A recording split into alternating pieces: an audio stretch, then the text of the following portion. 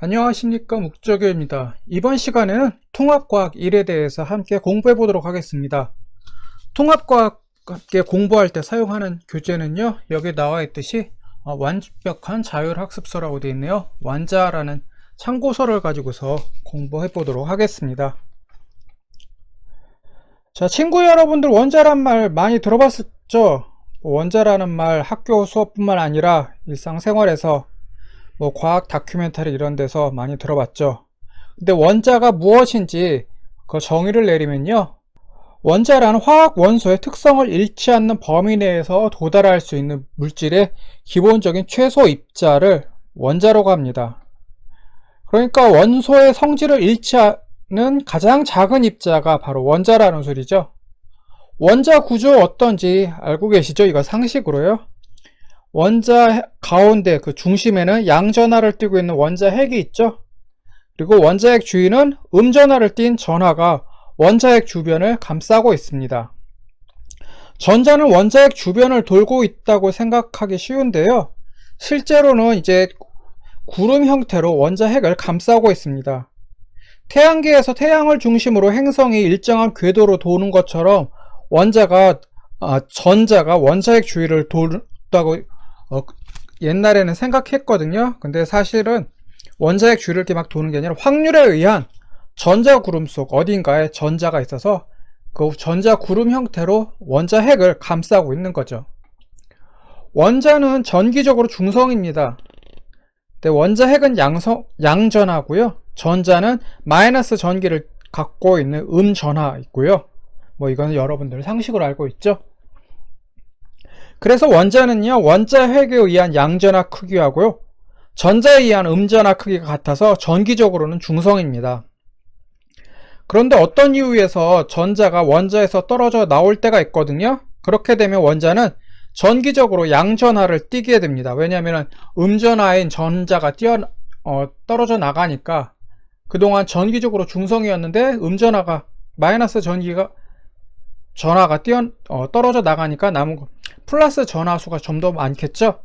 그러면은 그 전자가 떨어져 나간 원자는 양전하를 띠게 됩니다. 그리고 이것을 우리는 이온이라고 하죠. 이온은 원자나 분자가 전자를 잃거나 얻으면서 형성이 됩니다. 이거는 중학교 과학 시간에 배웠죠. 원자는 원자핵과 전자로 구성되고 있다는 것은 기본적인 상식으로 친구 여러분들이 알고 있을 거고요. 원자핵은 다시 양성자하고 중성자로 이루어져 있습니다. 양성자는 양전하를 띠고 있지만 중성자는 전기적 성질이 어떻게 돼요? 그냥 중성이죠. 전기적 성질을 띠고 있지 않습니다.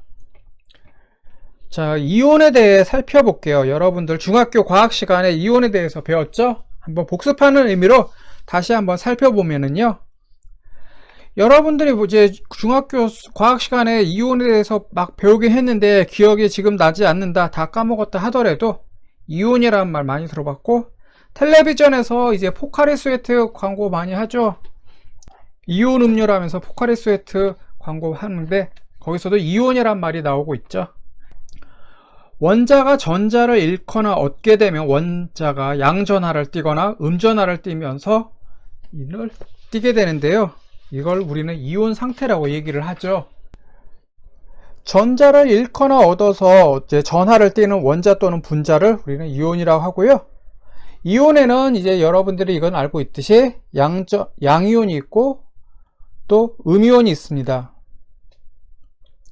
양이온은 원자가 전자를 잃어서 형성되고 그래서 양전하를 띠고 있고요. 음이온은 원자가 전자를 얻으면서 형성되고요, 음전하를 띠고 있습니다. 친구 여러분들은 중학교 과학 시간에 원자와 이온에 대해서 이렇게 공부를 했습니다. 중학교 때 배웠던 이런 내용들을 바탕으로 물질의 성질에 대해서 이번 시간에 살펴보도록 하겠습니다. 자, 원소가 무슨 뜻일까요? 원소란 말 많이 들어봤는데, 원자라는 말과 함께 원소란 말도 많이 들어봤는데, 원소가 무슨 뜻일까요? 삼국지에 나오는 장군 원소가 아니죠, 물론. 여기서는 원소가 뭐냐면은 그 삼국지에 나오는 장군 원소가 아니라 물질을 이루는 기본 성분을 원소라고 합니다. 그래서 원소는요, 더 이상 다른 물질로 분해되지가 않고 현재까지는 118종류의 이제 원소가 있는 걸로 알려져 있습니다. 원소의 종류는 뭐 100개 조금 넘는 것처럼 그게 많지는 않지만 원소들이 결합해서 만든 물질의 종류는 셀 수 없지 많죠. 지금도 원소를 이제 이리저리 결합해서 새로운 물질들을 만들고 있습니다. 근데 원자라는 말도 있죠. 방금 전에 원자에 대해서 얘기를 했고요. 그래서 방금 살펴본 원자하고 지금 여기서 얘기하는 원소하고는 무슨 차이가 있을까요? 개념은 비슷합니다. 그래서 헷갈리죠. 원자가 뭐지? 원소가 뭐지? 하면서 헷갈리긴 쉬워요. 사실 비슷한 개념이라서. 근데 둘 차이를 이제 좀 구분해서 보면은요. 원소는 물질을 구성하는 가장 기본적인 성분입니다. 기본적인 성분을 말하고요. 그에 비해서 원자는 물질을 구성하는 가장 기본적인 입자를 말합니다. 입자, 그러니까 어떤 성질을 갖고 있는 게 원소고요. 그 성질을 갖고 있는 입자, 그러니까 하나하나의 개개의 입자를, 알갱이를 우리는 원자라고 얘기를 하죠. 원소는 성질에 따라서 크게 금속 원소와 비금속 원소로 나누게 됩니다. 뭐 금속 뭔지 아시죠? 또 비금속 뭔지 알고요? 비금속은 금속이 아닌 모든 물질을 비금속이라고 하죠. 그리고 금속 원소는 대부분 고체로 되어 있습니다. 뭐 당연한 소리죠. 근데 예외가 있는데 그게 뭐냐면 수은이에요. 수은은 이제 여기 그림에서 보다시피 액체 상태의 금속입니다. 이 수은은 영하 38.8도씨에서 이제 녹기 시작해서 액체가 되거든요. 그러니까 이 액체 상태의 수은은 영하 38.8도 이하로 얼려야만 비로소 고체 상태가 됩니다. 그리고 금속은 이제 반짝반짝하게 빛나잖아요. 빛을 비추면요. 그리고 특유의 광택이 있죠. 구리 같은 경우는 붉은색 광택을 띠고 있고, 철은 은백색, 수은은 여기 보면 이런 색깔의 특유의 광택을 띠고 있죠. 그리고 여러분들이 알고 있는 것처럼 금속은 열 전도도라 전기 전도도가 높습니다. 그래서 뜨거운 물 부으면은 여기 스테인리스 컵 금방 뜨거워지죠. 유리컵이나 종이컵에 비해서요. 금방 뜨거워지고요. 그래서 여기 그림에서 보는 것처럼 뜨거운 물 스테인리스 컵에 들고 붓고 나서 이렇게 들면은 손 화상이 보여요. 또 열뿐만 아니라 여러분들이 상식으로 알고 있듯이 전기도 잘 전달합니다. 학교 식당에서 스테인리스 컵으로 뜨거운 물 받으면 엄청 뜨겁죠. 이제 컵이 없어가지고 이제 커피 타 먹을 때 저 같은 경우는 스테인리스 컵에다 이제 뜨거운 물 받아서 커피 타 먹은 적이 있었거든요. 근데 제대로 못 먹었어요. 컵이 너무 뜨거워서. 종이컵에다 이제 뜨거운 물 받아서 먹으면은 그렇게 안 뜨거운데, 스테인리스 컵은, 금속으로 된 컵은 열을 하도 잘 전달해서 금방 뜨거워서 잡을 수가 없더라고요. 그리고 금속이 나무나 플라스틱보다 전기를 잘 통하게 한다는 걸 뭐 상식으로 여러분들도 알고 있죠. 그래서 전선은 대개 구리라는 금속으로 만들어져 있죠. 이제 전선 딱 고무로 피복이 된 그 전선 이게 까보면은 구리선이 나오죠. 그리고 전기를 가장 잘 통하는 금속이 뭘까요? 구리 이제 선 많이 쓰고 있으니까 구리라고 생각할 수가 있는데, 실제로는 은입니다. 은이 전기 전도도가 굉장히 좋아요. 은이 전기를 굉장히 잘 통해요. 그리고 은은 이제 원소 기호가 여기 나와 있듯이 H라고 하고, 은을 영어로 뭐라고 하냐? 실버라고 하죠. 이건 뭐 기초 상식이고요. 그런데 전선 가운데 은으로 된 전선 보신 적 있어요? 그게 없죠? 저도 못 봤어요.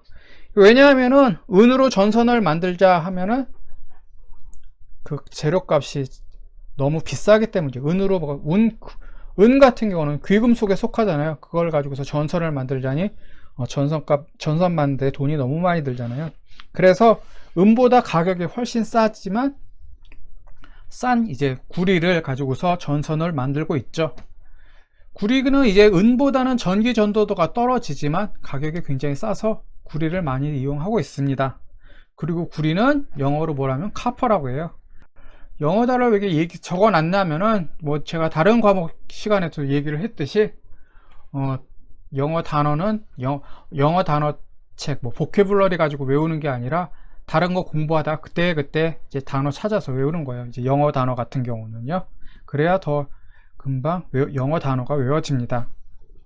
자, 금속 원소에 대해서 계속 해볼게요. 금속 원소의 특징은 이렇게 열 전도도와 전기 전도도가 높을 뿐만 아니라요. 외부에서 힘을 가하면은 모양이 그냥 변합니다. 그게 사진에도 이렇게 나와 있듯이 이제 자동차 사고 난 모습 이렇게 보면요. 이제 어디 부딪힌 자동차 모습을 보면 여기 나와 있듯이 자동차 틀이나 차문들이 찌그러져 있거나 휘어져 있죠. 이게 유리 깨지듯이 부서져 있지는 않습니다. 왜 그러냐면은 금속 성질이 힘을 가하면은 모양이 변하지 이게 부서지거나 깨지지는 않거든요. 그래서 자동차 사고 난 데 보면 이제 뭐 깨지고 부서진 거 있는 거 보면은 그건 금속이 아니라 이제 플라스틱 제품들입니다. 플라스틱들이 그렇게 돼 있어요. 금속은 이렇게 부러지지가 않아요. 그렇다고 해서 금속을 못 자르느냐? 그건 아니에요. 금속을 자르거나 부러뜨릴 수 있습니다. 그러니까 프레스로 이제 자동차 틀을 만들 수가 있죠. 아무리 이렇게 뭐 힘을 가해도 휘어지기만 하고 잘라지지 않는다 하면은 그거 쓸모가 없잖아요. 그래서 이제 금속이 이제 힘을 가하면 이제 모양이 변하긴 해도 휘어지는 식의 모양을 변하긴 해도 금속 못 자를 수 있습니다. 프레스로 자르고요, 드릴로 구멍도 뚫고요, 또 선반으로 이제 깎기도 합니다. 이게 우리가 그냥 일반적인 힘을 줬을 때 이렇게 모양이 변한다 이거죠. 일부러 우리가 자르거나 구멍을 뚫거나 할 때는 도구를 사용해서 할 수 있어요. 이거 헷갈리지 마시고요. 그리고 금속 원소들은요, 원자를 잃고서 양이온이 되기 쉽습니다. 아까 조금 전에 얘기할 때 원자가 전자를 내주면은 양이온이 되고 전자를 얻으면은 음이온이 된다고 했잖아요. 근데 금속 원소 같은 경우는 전자를 내어지고 양이온이 되기 쉽습니다. 중학교 과학 시간에 이온에 대해서 배웠잖아요. 이온은 양이온과 음이온으로 나뉘어지는데 금속 원소는 대개 양이온이 된다는 거죠. 일상생활에서 여기 사진 나와 있는 게 뭐냐면 소금이에요. 일상생활에서 우리가 소금이라고 이렇게 얘기를 하는 거, 이제 과학 시간에는 뭐라고 고상하게 얘기해요? 소금을 염화나트륨이라고 하죠. 이 염화나트륨은 여러분들이 알고 있다시피 이온 결합으로 형성된 물질입니다. 그래서 물에 녹이면은 이 염화나트륨은 나트륨 플러스 이온과 염화 이온으로 나누어지죠. 이때 나트륨 이온, 이 나트륨은 금속 원소고요. 염화 이온의 이 염소는 비금속 원소입니다. 자, 금속 원소는 이런 성질들을 가지고 있는데요. 비금속 원소는 어떤 성질을 갖고 있냐면요. 먼저 비금속 원소의 상태를 보면은 대부분 기체나 고체 상태로 있습니다.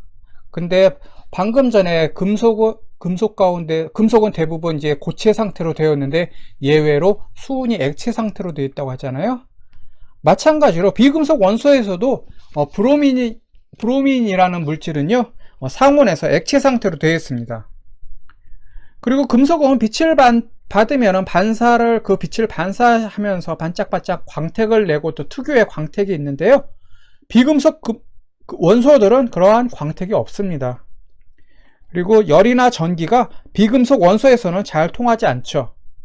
여러분들이 초등학교 과학 시간에 실험을 했죠. 금속 물질을 가지고서 금속 철이나 구리나 이런 것을 백열전구와 건전기 가지고 쭉 연결하면 백열전구에 이제 불이 들어오는데, 철이나 구리 같은 것 대신에 이제 플라스틱이나 이런 나무 같은 거 연결해 놓으면 불이 안 들어오잖아요. 그거는 이제 비금속 원소 같은 경우는 전기를 잘 통하지 않기 때문이죠. 물론 아주 강한 전기를 걸면은, 아주 높은 전압을 걸어주면 전기가 통하긴 통합니다. 근데 이거는 조금 특수한 경우가 되겠고요. 우리가 생활하는 일상생활에서는 이제 비금속 원소 같은 경우는 전기나 열을 잘 통하지 않게 하죠. 그래서 스테인레스로 만든 커피포트에 물을 끓이고 나서요, 그 뜨거운 커피포트를 잘못 만지면 손에 화상을 입는데, 플라스틱으로 된 커피포트를 이제 만지면은 그것도 뜨겁죠. 아주 뜨겁지만 스테인레스, 즉 금속으로 만든 커피포트에 비해서는 조금 덜 뜨겁다라는 거죠. 물론 뜨겁긴 뜨겁고 잘못 만지면 또 화상을 입긴 입어요. 그래서 이 차이를 비금속과 금속 원소의 그 열 전도도를 느낄 수 있는 게 조금 전에 얘기했듯이 스테인리스 컵이나 아니면 사규로 만든 머그컵, 여기다 뜨거운 물이나 뜨거운 뭐 커피, 차 이런 거 넣고 만지면은 스테인리스 컵은 진짜 뜨거워서 만지기 되게 힘든데, 머그컵이나 뭐 유리 종이컵 같은 경우는 그나마 컵이 뜨겁긴 해도 좀 만질 수는 있잖아요. 예, 여기서 이제 열 전도도와 전기 전도도의 차이를 전기 전도도가 금속 원소와 비금속 원소 간의 차이를 좀 느낄 수가 있겠죠. 근데 열 전도도와 전기 전도도는 이제 비금속 원소 같은 경우는 낮다고 얘기를 했는데, 여기에도 예외가 있습니다. 그 예외가 뭐냐면 흑연이죠. 흑연이 뭔지는 알죠? 연필이나, 여러분들 연필이나 샤프 쓰고 있죠? 거기에 들어가는 연필심, 샤프심이 바로 흑연으로 만들었어요. 이 흑연은 전기를 잘 통과시킵니다. 그래서 건전지 이렇게 분해해 보면 건전지 내부에 흑연이 들어있죠. 흑연으로 이제 막대 같은 걸로 모양으로 만들어져 있어서 이제 전류를 통하게 하고 있습니다. 비금속 원소 같은 경우는 이걸 이온으로 만들 때는요, 금속 원소와는 반대로 비금속 원소는 이온이 될 때 음이온이 되기 쉽습니다. 비금속 원소들은 대개 전자를 받아들이기 쉬운 구조를 하고 있기 때문이거든요. 왜 전자를 받아들이기 쉬운 구조를 하고 있느냐, 그것은 뭐 앞으로 차차 공부해 보도록 하고요. 통합과학 시간뿐만 아니라 화학 시간에서도 이온에 대해 배울 때 그 이유를 이제 살펴볼 겁니다.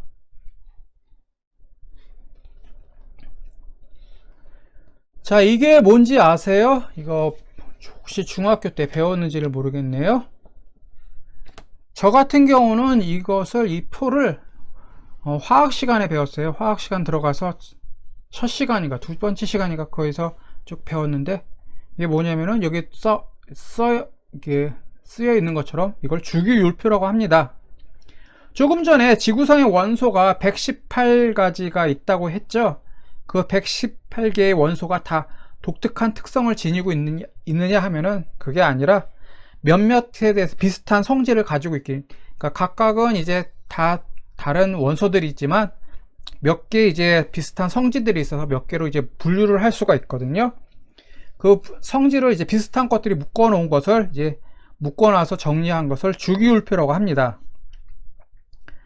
전 세계 인구가 지금 얼마인지 아세요? 대충 81억 9천만 명이거든요. 그 많은 사람들이 81억 9천만 개의 성격과 특성을 모두 그냥 다 다르게 갖고 있느냐 하면은, 물론 다 다르긴 하지만은 대충 비슷한 면들이 쭉 있잖아요. 그래서 우리들이 그냥 재미삼아 이렇게 해보는 MBTI 검사할 때 사람들의 그 81억 명의 성격을 16가지로 분류를 하잖아요. 비슷한 거지, 이제 묶어놓은, 그러니까 16개로 이제 묶어놓은 것처럼요. 그런 것처럼 주기율표도요, 원소를 이제 원자번호 순으로 쭉 늘어놨거든요. 그러면서도 이제 원소들을 7주기, 그 다음에 18개 조그로 분류를 했어요. 비슷한 것들이, 이제 화학적 성질들이 비슷한 것끼리 이제 묶었다 보니까 7주기, 18조그로 분류를 했거든요. 그럼 주기가 뭐고 족이 뭐냐 하면요, 주기율표에서 주기는 주기율표의 가로줄을 말합니다. 여기 보면은 7개 줄이 있잖아요. 1열, 2열, 3열, 4열, 5열, 6열, 7열까지 쭉 있죠. 이것을 1주기라고 합니다. 가로줄을요. 그에 비해서 족은 뭐냐면은 세로줄을 족이라고 합니다. 여기는 중간에 잘렸는데, 여기 족해서 1족, 2족, 3족, 4족, 5족, 6족, 7족, 8족, 9족, 10족에서 쭉 18족까지 있습니다. 여기 주기율표를 보면은 수소가 맨 처음에 나왔죠. 여기 1주기 1족 원소 맨 위 왼쪽에 1번에 수소라고 되어 있죠. 이것은 이제 수소의 원자 번호가 1번이기 때문에 여기 맨 처음에 나와 있습니다. 그리고 맨 오른쪽 보면은 18이라는 숫자 바로 밑에 2라는 숫자가 있고 헬륨이라고 적혀 있죠. 여기 1주기 맨 오른쪽에 이렇게 헬륨이 있는데, 헬륨은 원자 번호가 2번이고 18족 원소에 속하기 때문에 여기에 붙어 있습니다. 그래서 수소 옆에 왜 안 붙어 있고 저 맨 끝에 있느냐 하면은, 이거를 이 주기율표가 각각의 원소를 비슷한 성질끼리 묶어 놓은 거라고 했잖아요. 그러니까 수소와 헬륨은 뭐 같은 비슷한 성질이 별로 없어서, 거의 없어서 그랬죠.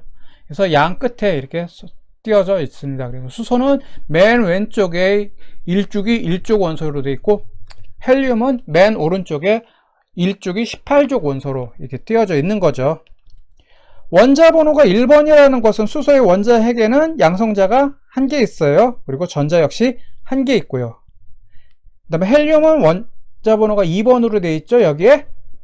그것은 무슨 소리냐? 원자에게는 양성자 수가 2개 있고 전자가 2개 있어서 주기율표에서, 이 주기율표 상에서 지금과 같은 위치에 있다는 거죠. 중요한 거는 주기율표가 이렇게 생겼구나 하고 구경하는데 그치는 게 아니고요. 이것을 바탕으로 해가지고 원소와 원자 번호를 외워야 한다는 거죠. 외우는 거는 친구 여러분들이 하는 거지 뭐 내가 대신 외워줄 수 있는 건 아니죠. 이 원자 번호와 원소와 원자 번호를 외워야만 문제를 풀 수 있거든요. 우리가 국사 시간에 조선시대 역사를 배울 때 뭘 했어요? 아직 여러분들 고등학교 국사 시간 뭐 조선시대까지 안 배웠나요? 그래도 중학교 시간에는 국사 배웠을 텐데, 그 조선시대 역사를 배우면 우리는 뭘 또 하냐면요. 혹시 안 했다 하더라도 고등학교 이제 국사 시간에 이거 할 거예요. 조선시대 왕 이름과 순서를 순서대로 쭉 외우는 거예요. 그래서 여러분들 들어봤어? 이 말은 뭐 태정태세, 문단세, 예성연중, 임명선 이런 말 들어봤죠? 이런 식으로 조선시대 왕 이름을 이제 쭉 순서대로 외우거든요. 뭐 지금 안 배운 학생들은 있을지 모르겠는데, 국사 배우게 되면 조선시대 들어가면 이거 외워요. 이런 식으로. 그래서 26명의 조선시대 임금을 순서대로 외우는데, 이와 마찬가지로 이 주기율표에서 원자번호 원소를 순서대로 외워야 합니다. 근데 여기 원소가 몇 가지가 있다라고 했어요. 118개가 있다고 했어요. 그럼 1번부터 118번까지 일일이 외우는 거는 너무 비효율적이겠죠. 이걸 어떻게 외우겠습니까?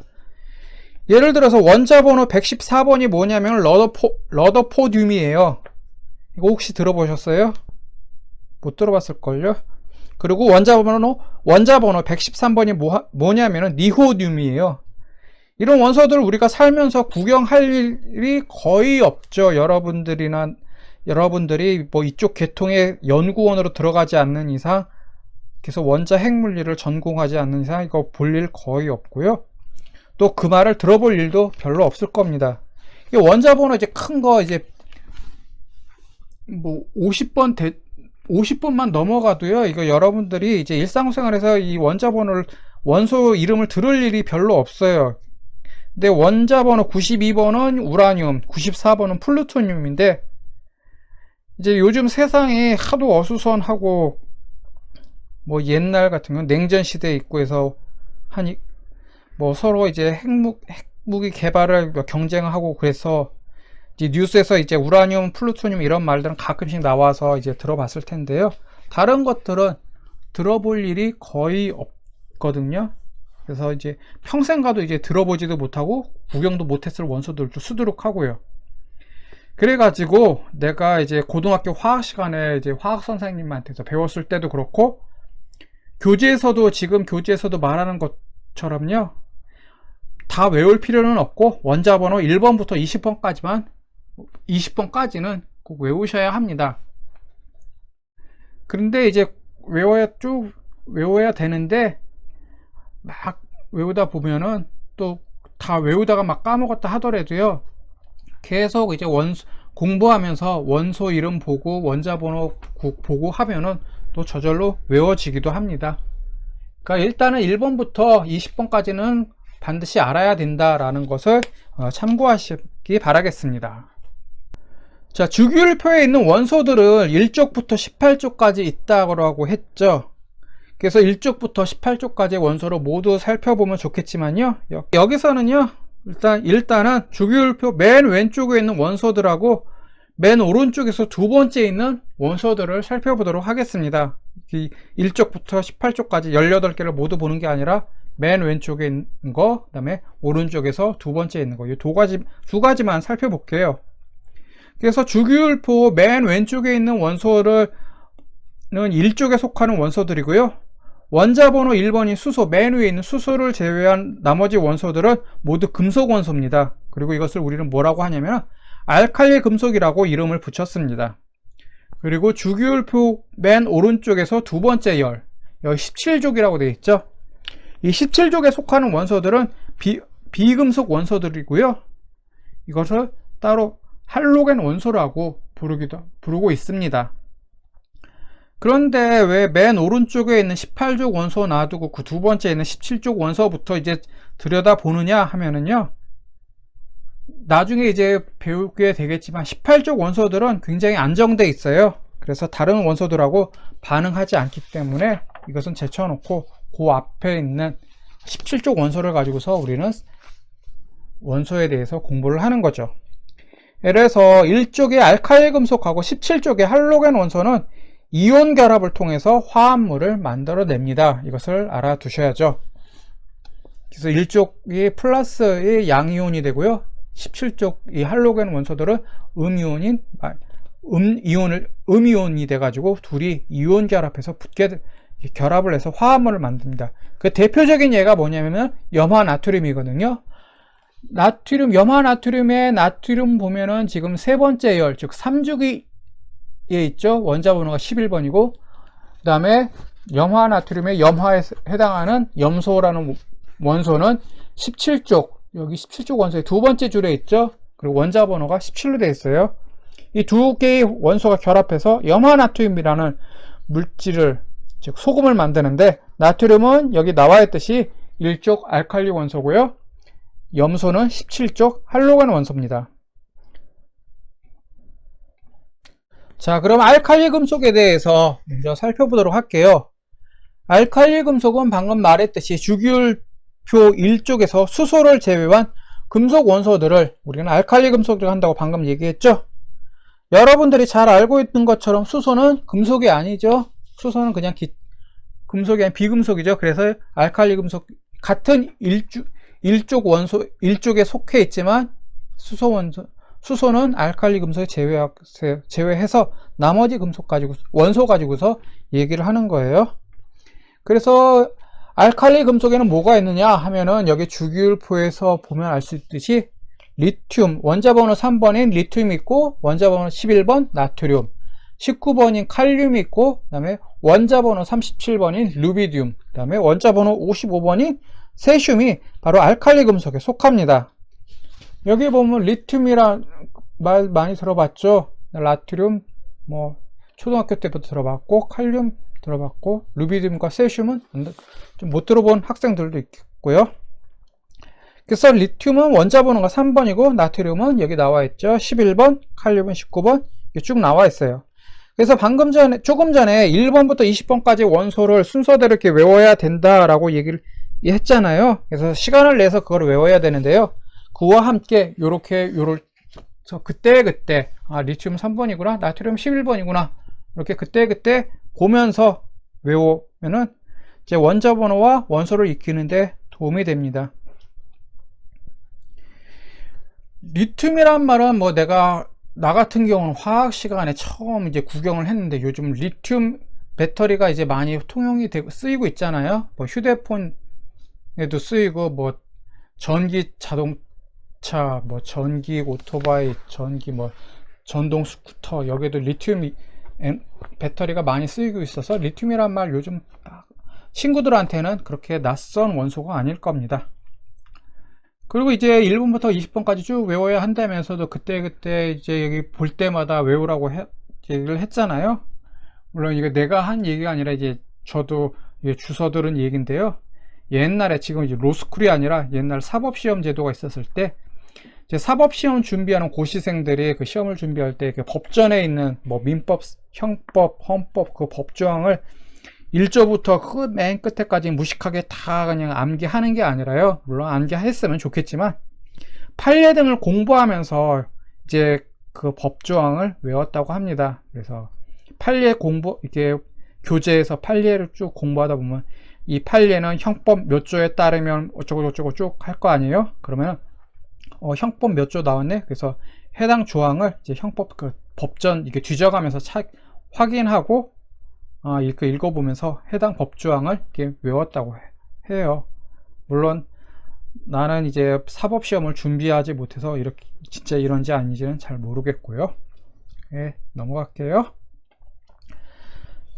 자, 원자번호 3번인 리튬은 리튬 이온 배터리라고 해가지고 조금 전에 얘기했듯이 친구 여러분들은 친숙할 텐데요. 그리고 원자번호 55번이 뭐냐면 세슘이라는 원소거든요. 이 세슘은 다른 알칼리 금속과 마찬가지로 매우 무른 금속입니다. 그리고 이제 물과 격렬히 반응해서 수소기체를 발생한다는 특징을 갖고 있죠.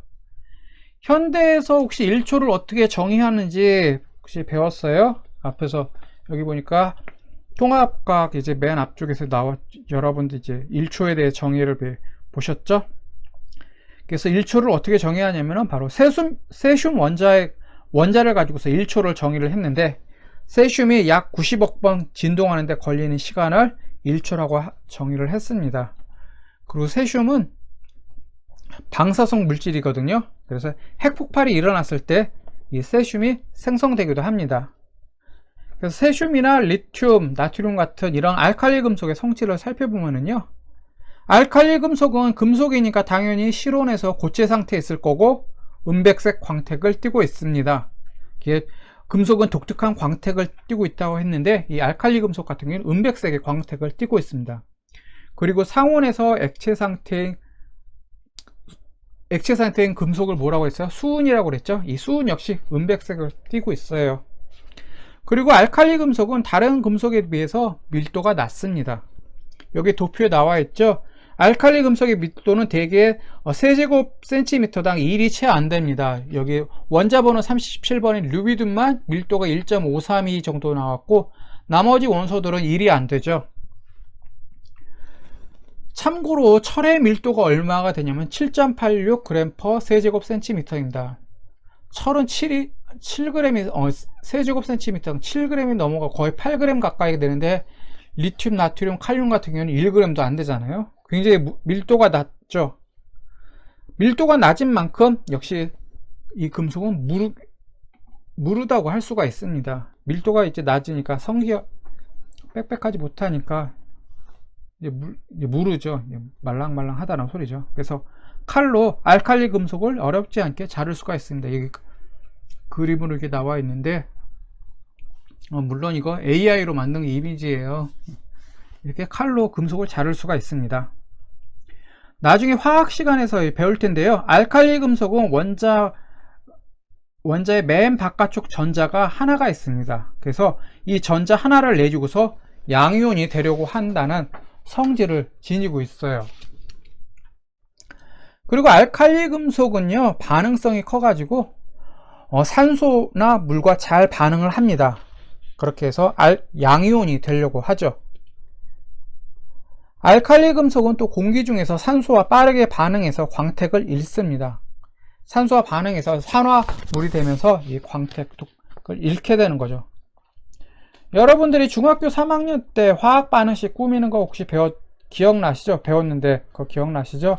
산소와 알칼리 금속이 반응하는 과정을 화학 반응식으로 표현하면 어떻게 표현하느냐면요, 여기 나와 있듯이 4M 플러스 산소 분자 1개는 2개의 M2O라는 이제 산소 화합물이 만들어집니다. 여기서 M이 뭐냐면 알칼리 금속을 의미해요.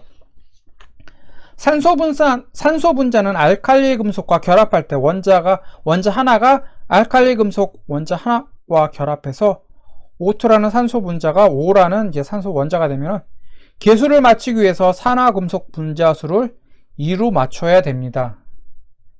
이게 뭔 소리냐? 화학 반응식 꾸밀 때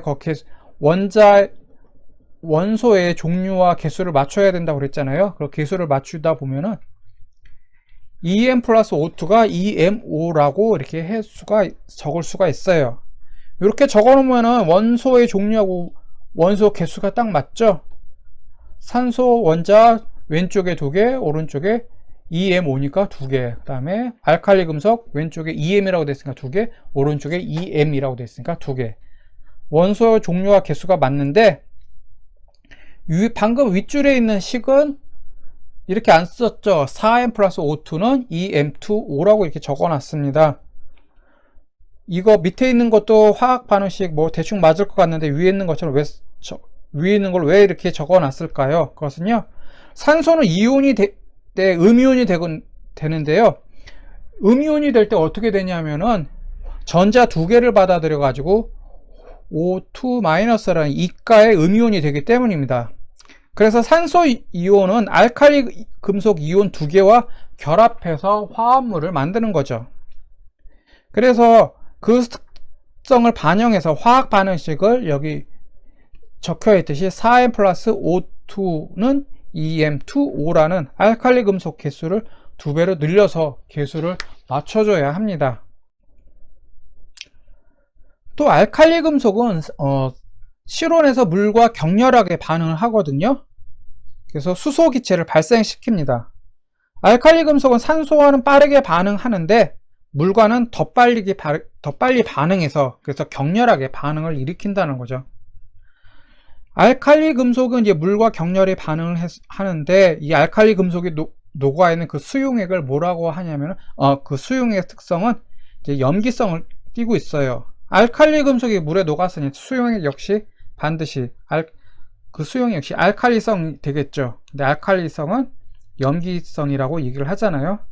알칼리 금속이 녹았으니까 분명히 알칼리성, 그리고 그것을 다시 염기성이라고 얘기를 하죠. 여기 보면은 EM 플러스 EH2O, 즉 물 분자 두 개와 결합하면은 EMOH 플러스 H2, 그 다음에 위쪽 화살표라고 되어 있죠. H2 낳고 이제 화살표 두 개 있는 것은 수소기체라는 수소 분자를 발생시킨다라는 소리예요. 이 수소기체는 화합물에서 떨어져 나와서 지금 이렇게 나온다는 소리죠. 그래서 이제 수소 채집 장치를 만들어 놓으면 수소 기체만 따로 모을 수가 있습니다. 그리고 여기 보면 EMOH라고 되어 있는데요.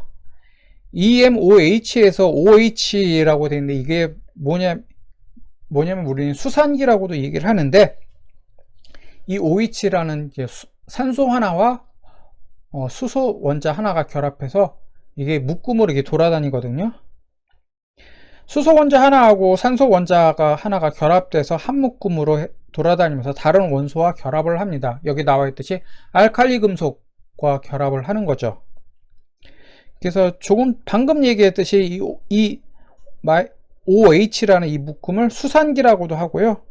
요즘은 이제 영어식 발음을 많이 써서 하이드록시디라고도 합니다. 그래서 통합과학이라든가 아니면 화학 시간에 이제 화학 분자들의 원소들 화학식 보고 또 화학 반응식 쭉 꾸미다 보면 이 OH가 요 단위를 이제 유기화합물 분자식에서 이제 찾아볼 수가 있습니다.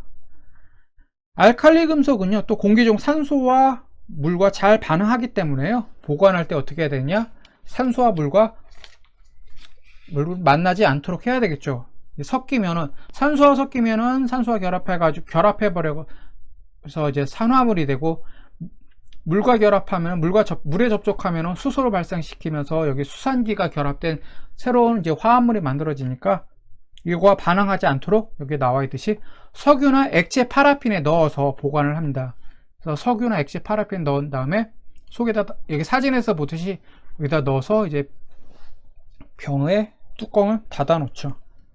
뚜껑 닫아 놓은 것은 이게 쓰러뜨렸을 때 석유나 액체 파라핀이 흘러나오지 않도록 하기 위해서 지금은 당연한 거고요.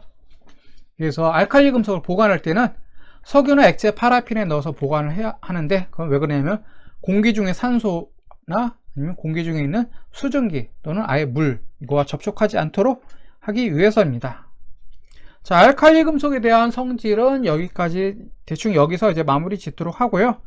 다음 할로겐 원소에 대해서 한번 살펴볼게요. 할로겐 원소는 어떤 원소라고 얘기를 했어요? 조금 전에 주기율표 17쪽에 속하는 비금속 원소라고 했죠. 주기율표에서 맨 오른쪽에서 두 번째 17쪽에 있는 비금속 원소들을 우리는 할로겐 원소라고 합니다. 그리고 옆에 18쪽 원소에 대해서는 왜 얘기를 빼먹었느냐 하면은 18쪽 원소들은 이제 굉장히 안정된 상태에 있는 원소들이라서 다른 원소들과 화학 반응을 하지 않기 때문이라고 얘기를 했죠.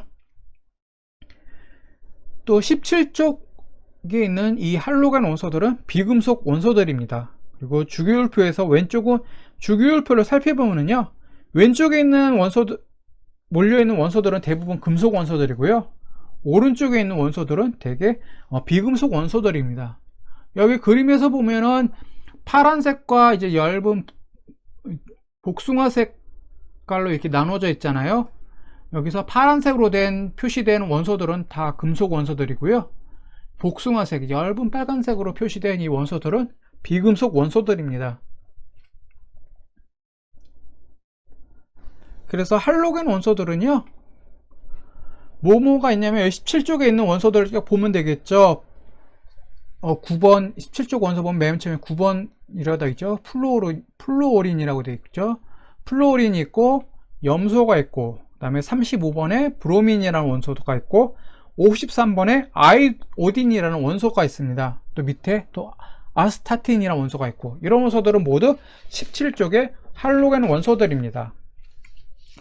친구 여러분들은 이제 일상생활에서 불소라는 말 많이 들어봤죠? 당장 치약에서도 불소 함유된 불소 치약 있잖아요. 불소 치약을 왜 쓰냐? 충치를 막기 위해서도요. 이건 생명과학 시간에서 다룰 내용이고, 우리가 여기서 다룰 내용은 이 플루오린이 바로 불소라는 겁니다. 옛날에는 이 플루오린이라는 원소에 대해서 얘기를 할 때 이제 불소라고 얘기를 했어요. 그래서 원자번호 9번이 뭐냐 하면 불소입니다 라고 했다가, 이것은 내 화학 선생님이 이제 학교 이제 수업 시간에 배울 때, 화학을 배울 때 불소라고 배웠고, 그 화학 선생님한테서 나는 이 원소를 플루오르라고 배웠습니다. 플루오르라고, 독일어식 발음입니다. 플루오르라고 이제 표기하고 배웠는데, 지금 친구 여러분들은 영어식 명칭인 플루오린이라고 이제 부르고 있죠. 그리고 여기 원자번호 53번 아이오딘이라고 되어 있는데요, 아이오딘이 뭔지 아세요? 뭐 특별한 거 아니에요. 요드입니다. 사회생활에서 요드라고 얘기를 해요. 그리고 초등학교 때 요드 가지고서 실험을 했는데 기억하실란가 모르겠네요. 그게 내가 왜 옛날에 이렇게 했다더라 라고 얘기를 하냐면요, 괜히 나 잘났다고 떠드는 게 아닐까요? 사회에서는 이제 여러분들이 학교에서는 플루오르, 아이오딘이라고 배웠지만, 사회에서는 아직까지도 이것을 불소, 요드라고 얘기를 하고 있거든요. 당장 지금 뉴스에서 이제 얘기를 할 거 보면은 요드라고 얘기를 하지 아이오딘이라고 얘기를 안 하고 있잖아요. 그리고 치약에 뭐 불소가 성분이 들어가야 된다, 말아야 된다, 이러한 논쟁이 있습니다 라는 보도를 할 때 불소라고 얘기를 하지, 이것을 플루오린이라고 얘기를 안 하잖아요. 그래서 헷갈리지 말라고 이렇게 말씀드리는 겁니다. 또 이제 여러분들이 이제 학교를 졸업하고 성인이 돼서 사회생활에서 사회에 이제 중추적인 역할을 할 때가 되면은, 아마 그때는 이제 말이 불소에서 플루오린, 요드에서 아이오딘, 그 다음에 브롬에서 또 브로민, 이런 식으로 이 말들이, 영어식 명칭들이 아마 더 널리 쓸 겁니다. 이제 세상은 그렇게 천천히 이렇게 변하거든요. 자, 계속 진도 나갈게요. 할로겐 원소들은요, 실온에서는 두 개의 원자가 결합한 분자 형태로 존재하고 있습니다. 그래서 이것을 이원자 분자라고 하는데, 그러니까 여기 원소표 주기율표 보면은 플로린 F, 염소 Cl, 브로민 Br, 아이오딘 I라고 되어 있는데, 실제로는 그냥 요 원소 한 개가 이렇게 한 개가 따로따로 있는 게 아니라, 이 원자 두 개가 결합해서 플로린 분자, 염소 분자, 브로민 분자, 그 다음에 아이오딘 분자 형태로 이렇게 존재하고 있다라는 거죠. 그래서 원자 두 개가 결합해서 분자 하나를 구성하는 물질을 우린 또 이원자 분자라고 합니다. 기체로 된 산소 분자, 그 다음에 기체로 된 수소 분자, 이것도 원자 두 개가 결합한 이원자 분자로 이제 존재하고 있죠. 수소 같은 경우 수소 기체는 H2라는 분자로, 그 다음에 산소는 O2라는 분자로 실생활에서 존재하고 있습니다. 할로겐 원소들은 이제 특유의 색을 띠고 있습니다. 여기 나와 있듯이 플로린 같은 경우는 기체 상태로 존재하는데, 플로린은 옅은 노란색을 띠고 있고요, 염소 역시 기체 상태인데 노란색을 띠고 있고, 브로민은 액체 상태의 비금속 원소죠. 근데 이거는 젓갈색을 띠고 있고, 아이오딘은 고체 상태입니다. 아이오딘 보라색을 띠고 있습니다. 친구 여러분들, 승화라는 말 들어봤죠? 문학에서 이제 종종 쓰이고 있는 단어죠. 근데 화학에서는 물질이 액체 상태를 거치지 않고 곧바로 기체로 상지연이하는 것을, 즉 고체에서 기체로 곧바로 상지연이하는 것을 승화라고 합니다. 근데 문학이나 예술에서는 어떤 것을 이제 새로운 단계로 도약하는 것을 승화라고 하는데, 그래서 슬픔을 예술로 승화했다 이렇게 얘기하는데, 화학에서는 승화를 고체 상태의 물질이 액체 상태를 거치지 않고 곧바로 기체로 상전이하는 것을 승화라고 합니다.